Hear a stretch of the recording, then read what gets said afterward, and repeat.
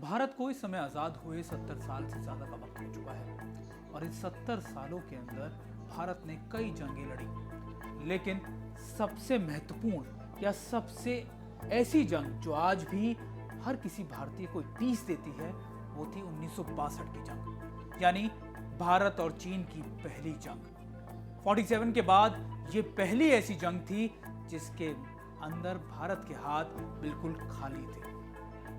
कहते हैं कि जब आप जंग के मैदान में जा रहे हो तो अगर आपकी इच्छा शक्ति बहुत ज्यादा मजबूत है तो आधी से ज्यादा जंग आप तभी जीत जाते हैं। शायद इस जंग में उसी की सबसे ज्यादा बड़ी कमी थी, इच्छा शक्ति, यानी राजनीतिक इच्छा शक्ति। माना जाता है कि 1959 के अंदर जब दलाई लामा भारत आए, जब भारत ने उनको असाइलम दिया, उसी के बाद से चीन ये मान बैठा था कि वो भारत के खिलाफ कोई बड़ा मिलिट्री एक्शन लेगा। तैयारियां करनी शुरू की गई चीन की तरफ से। लगातार उनके ईस्टर्न थिएटर में और वेस्टर्न थिएटर में मोबिलाइजेशन धीरे धीरे कर बढ़ाई गई। स्क्रिमिश यानी धीरे धीरे जो घुसपैठ थी या मतभेद थे धीरे धीरे बढ़े। इसी समय नेहरू की पॉलिसी आ गई ब्रदरहुड की, यानी हिंदी चीनी भाई भाई, यानी भारत और भारतीय और चीनी दोनों भाई भाई हैं। लेकिन फिर चीन ने अपना असली रंग दिखाया 1962 में अक्टूबर महीने में। 1962 के अक्टूबर महीने में लगभग ईस्टर्न लद्दाख या फिर दूसरे इलाकों में बर्फ जम चुकी थी।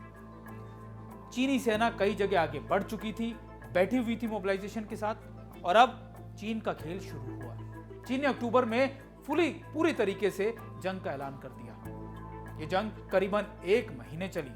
उस समय आंकड़े बताते हैं कि चीन की सेना करीब 80,000 से ज्यादा थी बॉर्डर पे, और भारतीय सेना महज 20,000, यानी 1/4 से भी कम। अब जंग के लगातार चीजें बदलती रही। भारत और चीन का जो मैकमोहन लाइन जिसको कहा जाता है, वो बॉर्डर अगर आप देखें तो उसको 3 भागों में बांटा जाता है। आपका सबसे इंपॉर्टेंट है, सबसे ऊपर वाला जो है वेस्टर्न थिएटर, यानी लद्दाख का इलाका। फिर आपका सेंट्रल कमांड जिसमें हिमाचल और उत्तराखंड आते हैं, और फिर तीसरा आता है ईस्टर्न, यानी अरुणाचल प्रदेश और दूसरे इलाके।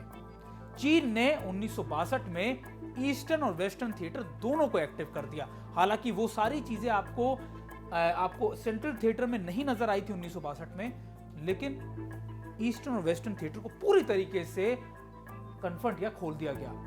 ये 1 महीने चली जंग थी जिसमें बताया जाता है कि हमारे सोल्जर्स के पास, हमारे सैनिकों के पास उस समय ठंड से बचने के कपड़े तक नहीं थे। इन इलाकों में आज भी टेम्परेचर -50 डिग्री 60 डिग्री तक पहुंच जाता है, और वो भी तब जब हमारे संसाधन पिछले 70 सालों में बहुत ज्यादा डेवलप हो चुके हैं, लेकिन उस समय वो संसाधन वहां पर मौजूद नहीं थे। तस्वीरें ये भी बताती हैं कि हमारे उस समय के सैनिकों ने हाथों से आर्टिलरी यानी तोपों को उठाकर इन इलाकों में लेकर गए थे, लेकिन फिर भी हमारे कई जवान बहुत बहादुरी से लड़े। ना सिर्फ बोमडीला हो या किबितू हो, या फिर आप कह सकते हैं कि ईस्टर्न लद्दाख के इलाकों में हमारे कई सोल्जर्स ने मिसालें कायम कर दी। यहां तक कि दुनिया भर में उनकी शौर्य गाथाओं को आज भी गाया जाता है या फिर उनको बताया जाता है कि कैसे बिना किसी इक्विपमेंट के, बिना किसी साजो सामान के हमारे सैनिक निहत्थे हाथों से उन लोगों से लड़े थे। 1962 की जंग में सबसे बड़ी कमी जो मैं आपको बता रहा था वो थी राजनीतिक इच्छा शक्ति की कमी। माना जा रहा था कि लगभग भारत ये जंग जीत गया था या जीत सकता था, लेकिन कमी रह गई उस समय इंडियन एयरफोर्स को ना इस्तेमाल करने की। चीन के पास उस समय अपनी एयरफोर्स के नाम पर कुछ नहीं था, ना वो इतने तैयार थे, ना इतनी हाई एल्टीट्यूड में उनकी कोई डेवलपमेंट थी, लेकिन भारत के पास तैयारियां इंडियन एयरफोर्स के मुकाबले बहुत अच्छी थी। लेकिन इच्छा शक्ति ने इंडियन एयरफोर्स को लागू करने या फिर उसको इस्तेमाल करने से मना कर दिया। अब इसी के बाद सारी कहानी बिगड़ती चली गई। 1962 की तीज आज भी अगर आप मिलिट्री हिस्ट्री पढ़ेंगे तो सबसे बड़ी गलती हमारी इच्छा शक्ति की थी, और कहा जाता है कि फेवरिज्म की भी। उस समय इन सभी चीजों के बाद ना सिर्फ नेहरू की फॉरेन पॉलिसी को कोसा गया, बल्कि यह भी बताया गया कि कैसे यहां पर फेवरिज्म किया गया।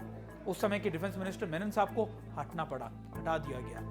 यहां तक कि कई आर्मी के बड़े अफसरों तक को कोर्ट मार्शल किया गया या फिर उनको हटा दिया गया।